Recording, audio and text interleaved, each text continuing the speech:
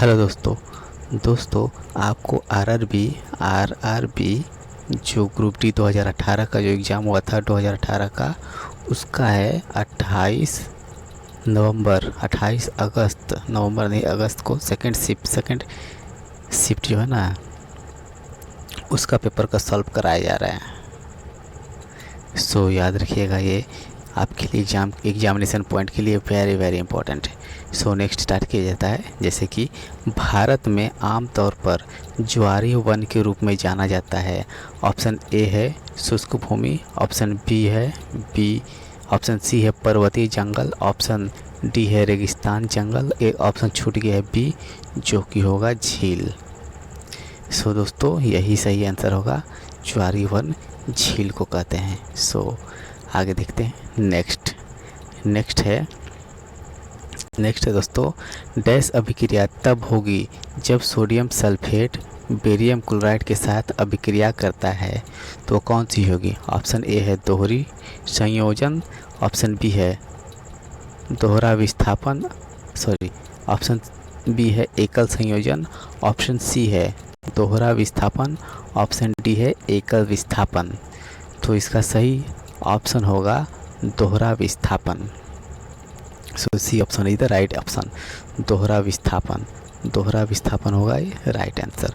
सो इसको कुछ डिस्क्राइब किया जाए कैसे होता है। जैसे देखिए दोहरा विस्थापन होता है, जैसे सोडियम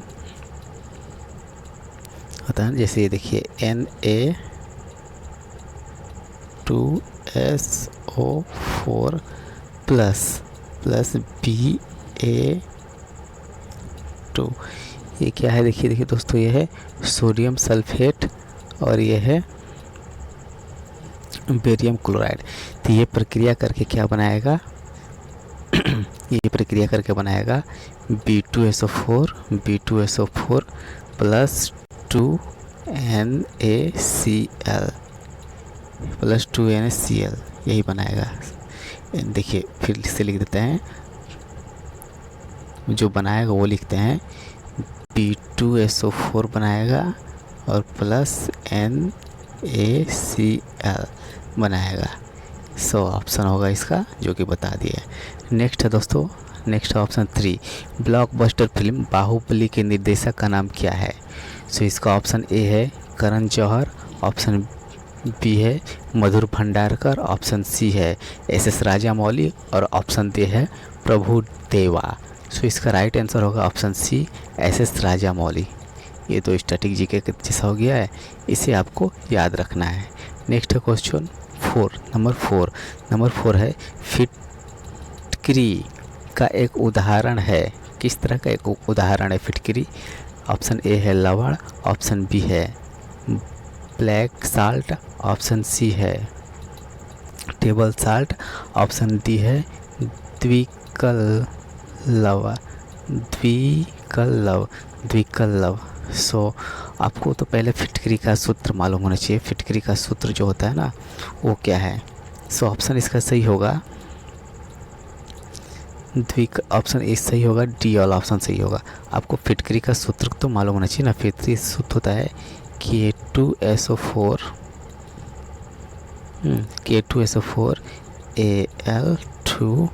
Al2 ब्रैकेट में होता है SO4 3 ब्रैकेट क्लोज 3 प्लस होता है ब्रैकेट के बाहर, प्लस नहीं होगा, ब्रैकेट के बाहर होगा, जो होगा 24H2O। ये होता है फिटकरी का सूत्र, जो कि वेरी इंपॉर्टेंट है, आपको याद रखना है। नेक्स्ट है दोस्तों क्वेश्चन नंबर 5 है कोशिका विभाजन में वृद्धि करता है। कोशिका विभाजन में वृद्धि कौन करता है? ऑक्सीजन। ऑप्शन ए है गिबरेलिंस, ऑप्शन बी है ऑक्सीजन, ऑप्शन सी है साइटोकिनिन, ऑप्शन डी है ऑब्सिसिक एसिड। सो इसका सही ऑप्शन होगा साइटोकिनिन कौन सा है? ऑप्शन सी इसका राइट आंसर होगा। सो नेक्स्ट क्वेश्चन नंबर 6 है निम्नलिखित में कौन सा दर्पण का प्रतिबिंब सही सतह पर स्थित है? पोल, फोकल लंबाई, फोकस, वक्रता केंद्र। ये आपको बताना है। तो इसका सही आंसर होगा पोल। पोल इसका सही आंसर होगा। ये वक्रता केंद्र दर्शाता पोल पर ही सही होगा। नेक्स्ट है ऑप्शन, देखिए नेक्स्ट है क्वेश्चन नंबर 7। क्वेश्चन नंबर 7 यही दर्शाता है, क्वेश्चन नंबर 7 यही है कि पृथ्वी का द्रव्यमान कितना है। देखिए ये तो आपको याद ही करना पड़ेगा। पृथ्वी का द्रव्यमान होता है 6 इंटू 10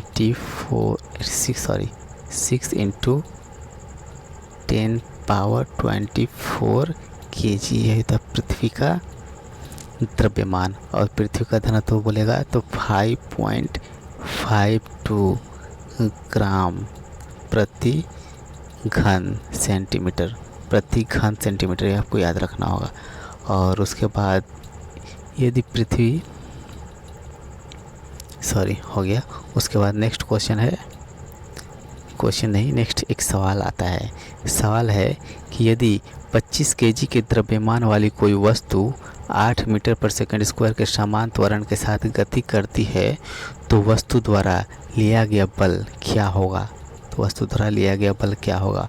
ऑप्शन ए है 200 मीटर पर सेकंड स्क्वायर, ऑप्शन बी है 200 मीटर पर सेकंड माइनस में स्क्वायर है, ऑप्शन सी है 200 जूल, ऑप्शन डी है 200 न्यूटन। सो दोस्तों ये स्टैटिक ये मतलब ये टाइप सवाल टाइप से हो गया है, जिसको आपको मालूम होना चाहिए कैसे होगा। इसके लिए एक फार्मूला है जो कि आपको बताया जा रहा है। देखिए फार्मूला होता है गुरुत्वीय बल होता है जिसे W द्वारा प्रदर्शित किया जाता है, आप लिख लीजिएगा। उसके बाद द्रव्यमान जिसे मास बोलते हैं, मास इंटू गुरुत्वीय त्वरण जिसका सिंबल G है, तो इसे W equal to M into G होगा। हाँ, उसमें W आपको निकालना है और इक्वल टू M दे दिया है 25 और G भी दे दिया है 8। सो दोस्तों इसका आंसर होगा, आंसर आपको इधर लिख दिया जा रहा है, आंसर होगा 200। अब 200 में आप गड़बड़ मत कीजिएगा, जूल कीजिएगा। 200 में होगा Newton. So right answer is D 200 Newton. निम्नलिखित में बोला गया है कि सफ़ेद फास्फोरस को डैश में संग्रहित किया जाता है। सफ़ेद फास्फोरस को पानी में संग्रहित किया जाता है क्योंकि सफ़ेद फास्फोरस जो है ना हवा में आते ही ऑक्सीजन के साथ आते ही जलने लगता है। इसका राइट ऑप्शन होगा बी पानी। और सफ़ेद फास्फोरस जो है ना उसका सूत्र होता है P4। वेरी इंपॉर्टेंट, एग्जाम में पूछता है सफ़ेद फास्फोरस का सूत्र क्या होगा, P4। आप इसे याद रखिएगा। नेक्स्ट है दोस्तों 10 नंबर में बोला है कि आधुनिक आवर्त सारणी में आवर्तों में लेंथेनाइड और एक्टिनाइड होते हैं। बोला है आधुनिक आवर्त सारणी के आवर्तों में लेंथेनाइड और एक्टिनाइड होते हैं। दैट मीन्स कहाँ पे होते हैं, जिसको आपको बताया जाएगा कि आधुनिक आवर्त सारणी जैसे पीरियोडिक टेबल है, ये पीरियोडिक टेबल को बना लें। ये पीरियोडिक टेबल है, ये बड़ा सा ऑप्शन होता है और एक ये होता है, ये S ब्लॉक है, ये P ब्लॉक है और ये D ब्लॉक है। नीचे F ब्लॉक होता है ना, आपको मालूम है F ब्लॉक ऐसे करके होता है। यहाँ पर होता है लेंथेनाइड एक्टिनाइड ऐसे करके होता है ना। से ये बोला है कि ये लेंथेनाइड और एक्टिनाइड होता किस में है। जाहिर सी बात ये D वाला ब्लॉक जो है ना, ये D वाला ब्लॉक उसी में ये 6ठे और 7वें नंबर में होता है लेंथेनाइड और एक्टिनाइड। आपको एक बार बढ़िया से लेंथेनाइड और एक्टिनाइड ये जो 7वां है देखिएगा, ये लेंथेनाइड और एक्टिनाइड जो है ना ये 7वें 6ठे और 7वां वाला आंसर होगा। हाँ, और उसमें बताया जाता है कि लेंथेनाइड और एक्टिनाइड जो होता है ना आवर्त सारणी में, ये लेंथेनाइड जो होता है 57 से लेकर 71 तक ये होता है लेंथेनाइड। और एक्टिनाइड जो होता है ना 89 एटॉमिक नंबर जो है 89 से लेकर 103 ये जो एटॉमिक नंबर है ये एक्टिनाइड श्रेणी का है। तो लेंथेनाइड एक्टिनाइड ये कौन सा ब्लॉक में आता है, S ब्लॉक में। वेरी इंपॉर्टेंट, याद रखिएगा। तो इसका सही ऑप्शन होगा C। कहाँ गया ऑप्शन C। नेक्स्ट क्वेश्चन के जाते हैं। क्वेश्चन नंबर 11, क्षार धातु है सोडियम कौन सा क्षार धातु है? Sodium. Option A. Option B है aluminium. Option C manganese. Option D magnesium. Magnesium. So आपको याद रखना है कि क्षार धातु कौन सा है। 11 नंबर का क्वेश्चन है दोस्तों, और इसका ऑप्शन होगा सोडियम। सोडियम जैसे ऑप्शन ए सही होगा, सोडियम, जिससे Na द्वारा नहीं, इसका परमाणु संख्या 11 होता है सोडियम, ऐसे Na द्वारा प्रदर्शित किया जाता है। नेक्स्ट दोस्तों एल्यूमिनियम। जैसे एल्यूमिनियम, इसका सूत्र होता है Al, परमाणु संख्या होता है 13। नेक्स्ट होता है मैग्नीज। मैग्नीज को Mn द्वारा दर्शाया जाता है और इसकी परमाणु संख्या 24 है। नेक्स्ट दोस्तों मैग्नीशियम, जिसे Mg द्वारा दर्शाया जाता है और इसकी परमाणु संख्या आप कमेंट बॉक्स में ज़रूर बताइएगा, वहाँ आपको रिप्लाई दे दिया जाएगा। नेक्स्ट दोस्तों 12 नंबर क्वेश्चन, भारत सरकार ने ऑटोमोबाइल उद्योग में कौशल भारत को समर्थन देने के लिए निम्न में से किस कंपनी के साथ करार किया था?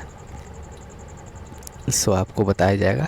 ऑप्शन ए है अशोक लेलैंड। ऑप्शन बी है मारुति सुजुकी। ऑप्शन सी है टाटा मोटर्स। ऑप्शन डी है महिंद्रा एंड महिंद्रा लिमिटेड। सो ये 12 नंबर क्वेश्चन है दोस्तों, आप इसका जवाब दीजिए ज़रूर। तो इसका सही आंसर होगा मारुति सुजुकी, जो कि भारत की एक कंपनी है मारुति सुजुकी, उसके द्वारा ही प्रदर्शित की जाती है। उसके बाद नेक्स्ट दोस्तों क्वेश्चन नंबर 13 है लिथियम नाइट्राइड का सूत्र है। Lithium nitride, so lithium nitride का सूत्र होगा सो ऑप्शन में थोड़ा सा मिस प्रिंटिंग हो गया है, जो कि लिथियम नाइट्राइड का सूत्र होगा, देखिए Li3N2, जो कि डी ऑप्शन है, यही लिथियम नाइट्राइड का सूत्र होगा। सो नेक्स्ट दोस्तों हम क्वेश्चन नंबर 14 में है कि निम्नलिखित में कौन सा प्रभाव विद्युत प्रभाव द्वारा उत्पन्न नहीं होती? ऑप्शन ए है चुंबकीय प्रभाव। ऑप्शन बी है संकुचन प्रभाव। ऑप्शन सी है ताप प्रभाव। ऑप्शन डी है रासायनिक प्रभाव। कौन सा प्रभाव जो है ना विद्युत द्वारा उत्पन्न नहीं होती? सो आपको होना चाहिए कि संकुचन प्रभाव विद्युत धारा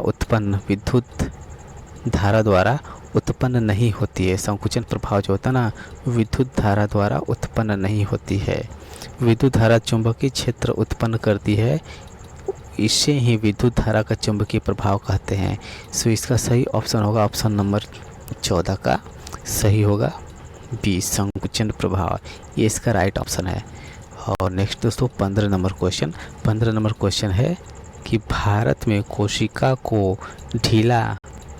कोशिकाओं को ढीला पैक किया जाता है ताकि बड़े अंतःक्रिया रिक्त स्थान पर मिल सके। ऑप्शन ए है केलेनकाइमा। ऑप्शन बी है स्क्लेरेनकाइमा। ऑप्शन सी है ट्रेकिड। ऑप्शन डी है मृदक। सो आपको राइट आंसर बताना होगा 15 नंबर का ऑप्शन क्या है। सो इसका राइट ऑप्शन होगा डी, मृदक। सो दोस्तों ये उसका पार्ट 1 है और पार्ट 2 भी जल्द ही आ जाएगी। सो आपको अच्छी लगी ये वीडियो तो चैनल को लाइक कीजिएगा, सब्सक्राइब कीजिएगा और शेयर कीजिएगा, जिससे आपकी रेलवे के लिए आने वाले 2019 और 20 में जो भी रेलवे का एग्ज़ाम है उसके लिए आपको सारी सीरीज चलाई जाएगी। आप इसे परफेक्ट देखते रहिए और आप अपना सिलेक्शन पाइए। धन्यवाद।